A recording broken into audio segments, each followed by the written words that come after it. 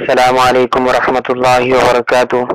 ناظرین، ایک مسلمان ہونے کی حیثیت سے ہمارا یہ فریضہ ہے کہ ہم اپنی زندگی اسلامی سانچے میں ڈالیں اور اپنے معاملات بالخصوص نکاح، طلاق، وراثت اور عورتوں کے حقوق و دیگر خاندانی و معاشرتی مسائل کا فیصلہ شریعت اسلامیہ کے مطابق کرائیں۔ اسی دینی تقاضے کے پیش نظر آل انڈیا مسلم پرسنل لا بورڈ کے زیر اہتمام اجلاس عام بعنوان افتتاح دارالقضاء و حلف قاضی شریعت میرج منعقد ہونے جا رہا ہے بتاریخ 31 اگست 29 ذی الحجہ بروز سنیچر بعد نماز مغرب بمقام نداف مسجد مرکز میرج ضلع سانگلی مہاراشٹر، زیر صدارت فقیہ العصر حضرت مولانا خالد سیف اللہ صاحب رحمانی دامت برکاتہم، سیکریٹری آل انڈیا مسلم پرسنل لا بورڈ و جنرل سیکریٹری اسلامک فقہ اکیڈمی انڈیا۔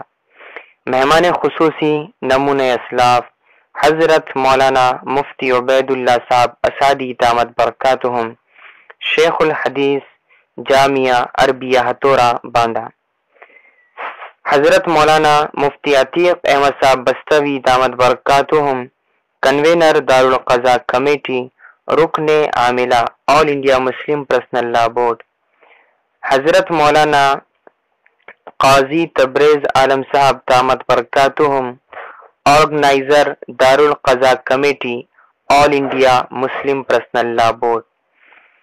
مزید تفصیلات کے لیے کنوینر مفتی محمد سالم صاحب قاسمی اعظمی سے اس نمبر پر رابطہ قائم کریں 9028115356 من جانب الحبیب فاؤنڈیشن و دارالقضاء کمیٹی میرج۔ علماء سے خطاب بقر قصاب مسجد میرج، وقت صبح 11 بجے۔ مستورات میں خطاب باغوان ہال میرج، وقت دوپہر 3 تا 5۔